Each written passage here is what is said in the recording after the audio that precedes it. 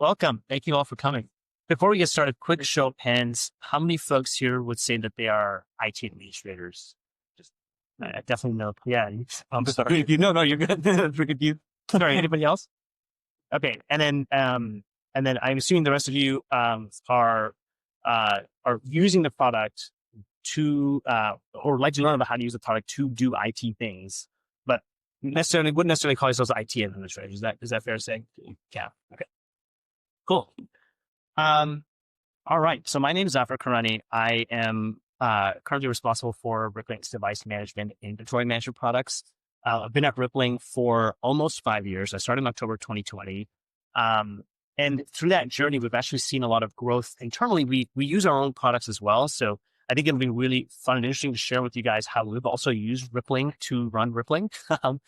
We scaled from about 300 employees to about 5,000 in that time. And so, of course, we had to also manage, that's about 16 new hires every week in the last almost 5 years. And so the other thing that I wanted to mention before I get started is that one of the things that we do at Rippling to make sure the product is working for our customers is that, so at least from an IT perspective, we don't have an IT support function at Rippling.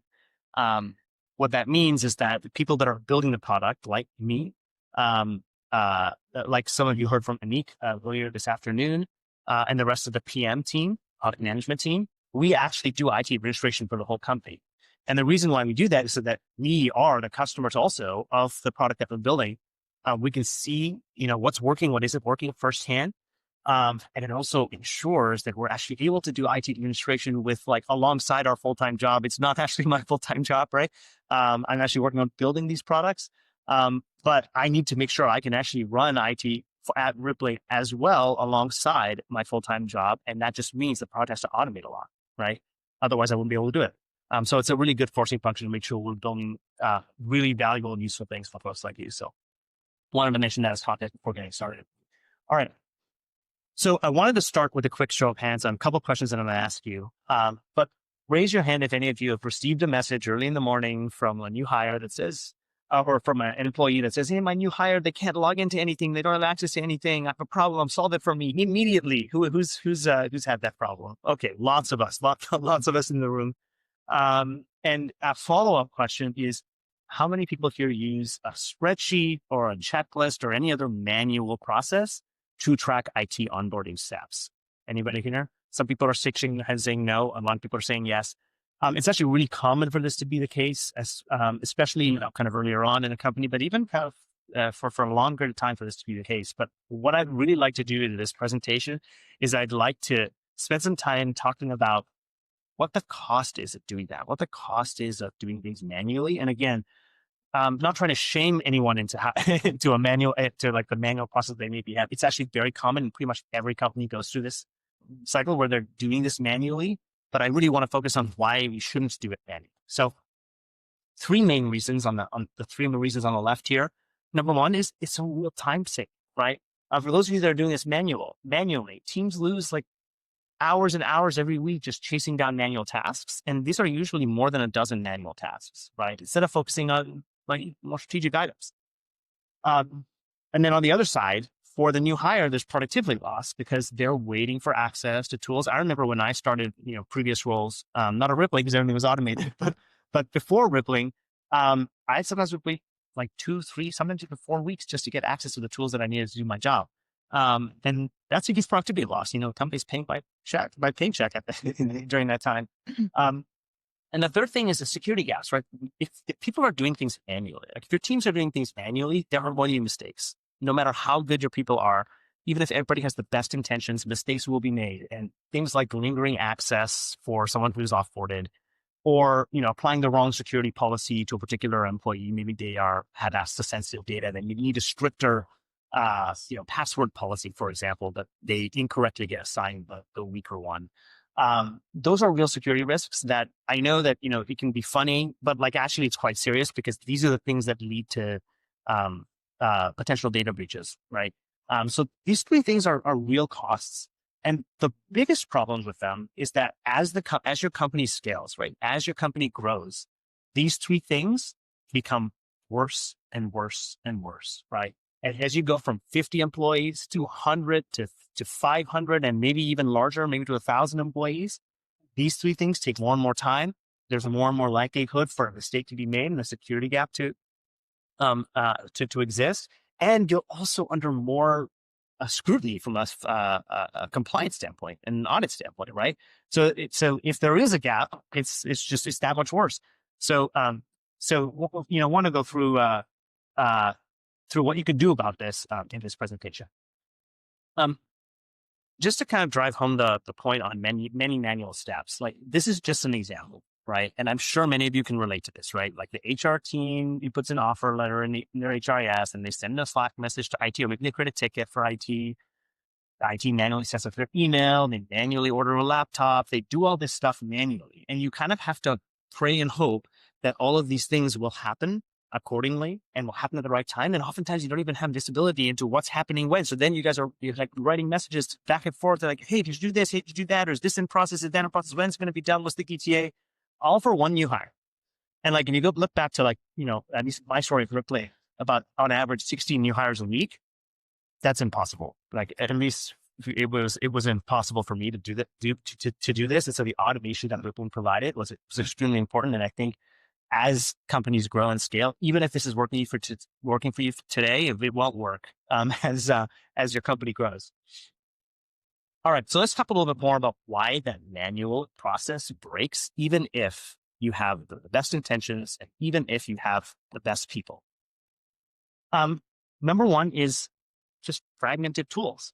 Now, if you're a smaller company, you may not even have some of these tools, or you may use these tools today. But usually what happens in the story that I hear most often is something like this. Well, like the HR team decided to roll out Workday, that works, but like, for the HR piece, but for the IT piece, it doesn't really work. And so, I went and I purchased an SSO provider to kind of link onboarding to provisioning, and access for them via Active Directory or, one login. And so what people are doing, and IT administrators are in this case are doing, is they're saying, okay, well, there's a multiple tools here, so let me figure out how to glue everything together. Like if an account is created Workday, I want it to also create an account in OneLog or in Active Directory, and then I want like accounts to then automatically be created in all these other tools and whatnot.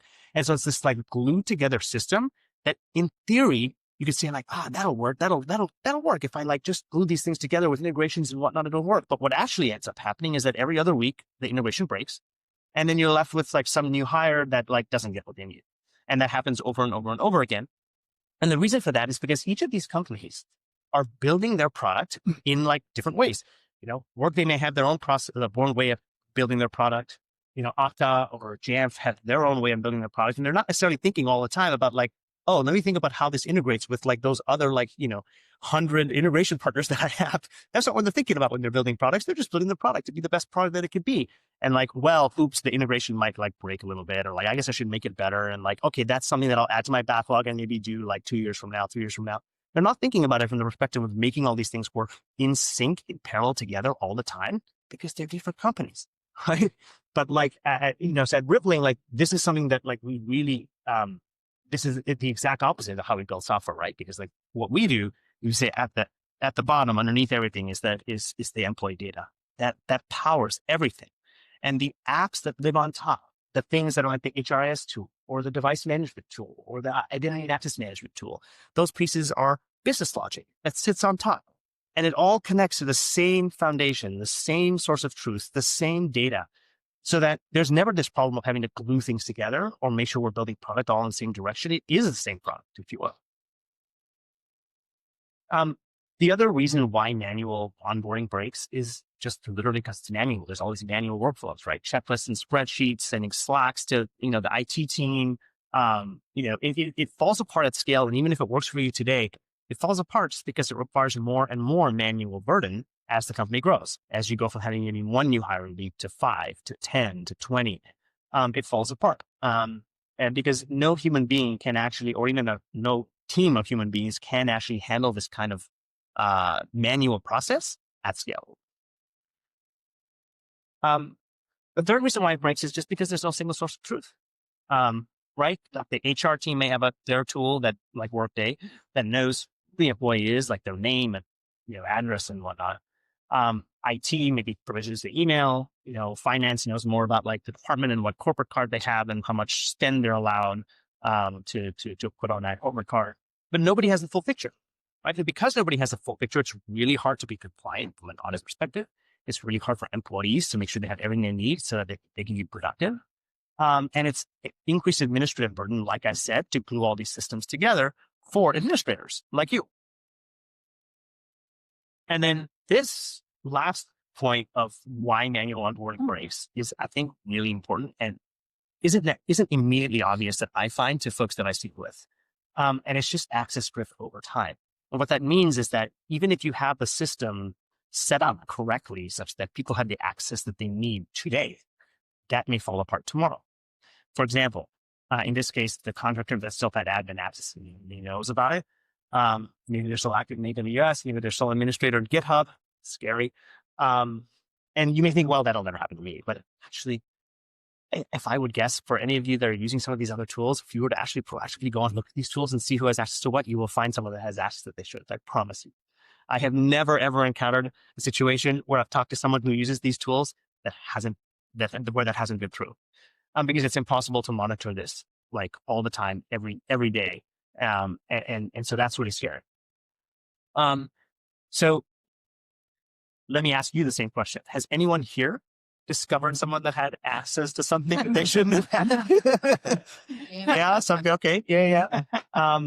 So it's actually funny. Like everyone's laughing and it is kind of hilarious. It's also super scary. Like, I don't know if any of you remember this, but from last year, I guess more than a year ago now, there was a Gizmodo journalist that accidentally posted in Slack months after being laid off because his access to Slack was never revoked. And like, that's terrifying. What that basically means is like, this is just like, pretty innocuous, but like, can you imagine?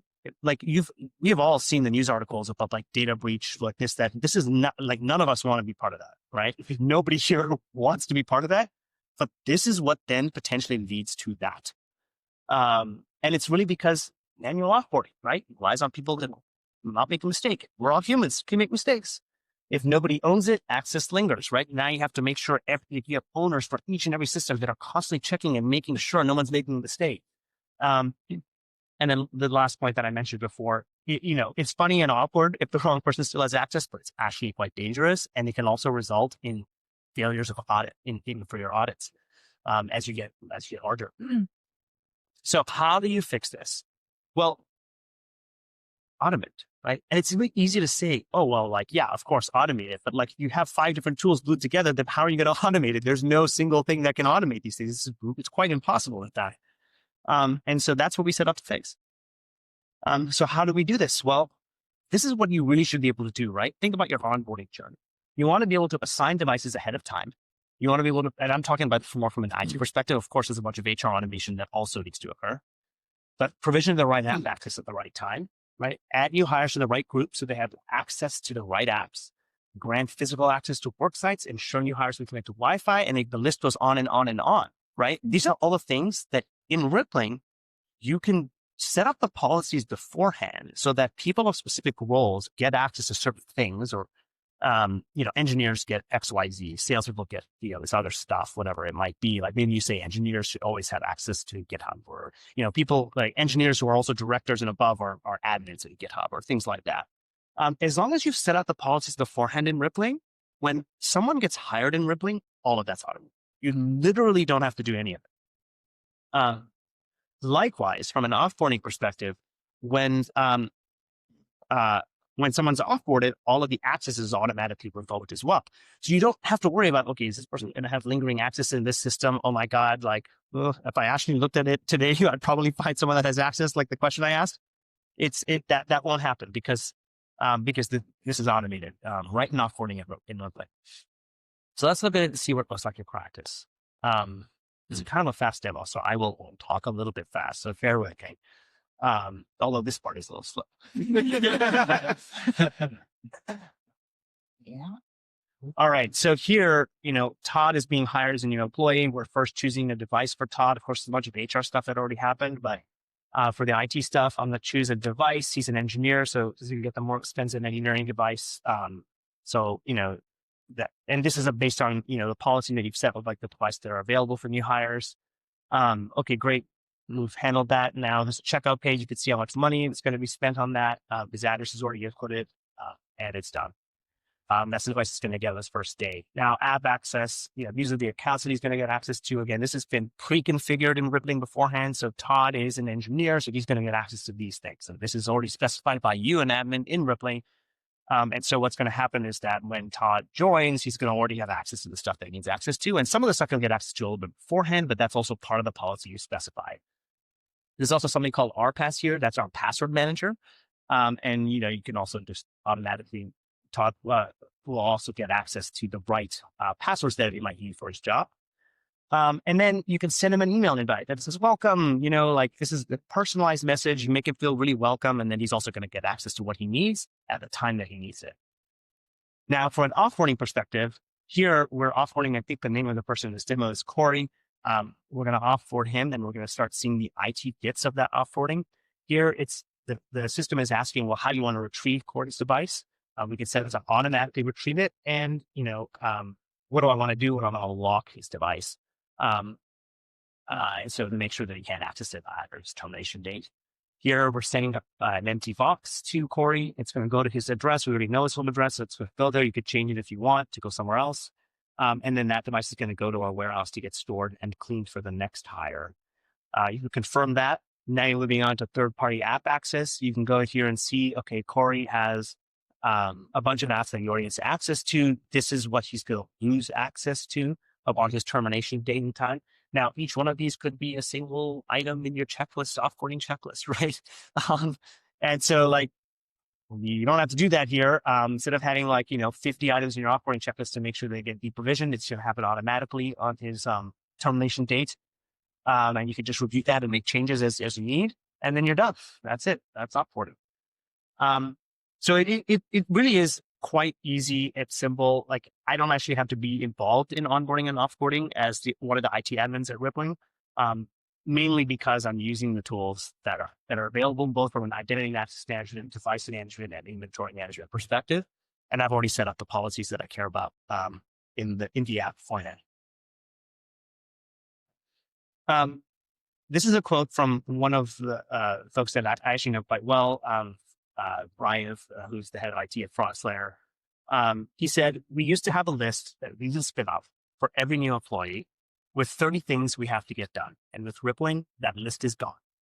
And that's not an exaggeration. It really, truly is. I remember seeing his list because he showed me his list and it was like an enormous list. And I think he saved so many hours. His team has saved so many hours because he didn't have to do all this manually. So one thing I'll leave you with before we go to Q&A is I'll leave you with, think about what your current onboarding journey is right now. What steps are you doing? What does your checklist look like if you have one? What steps do you have in that list? And just think about, okay, can you keep doing that? Does that work for you? Does that make sense? And if the answer is yes, you can keep doing it, that's fine. Now think about, can you keep doing it next year, the year after that, as your company grows? Because at some point it's going to hit a wall. And then think about well, could this be automated? What else could I do with my time if I didn't have to do this repetitive work over and over and over again? That's what I want to leave you with.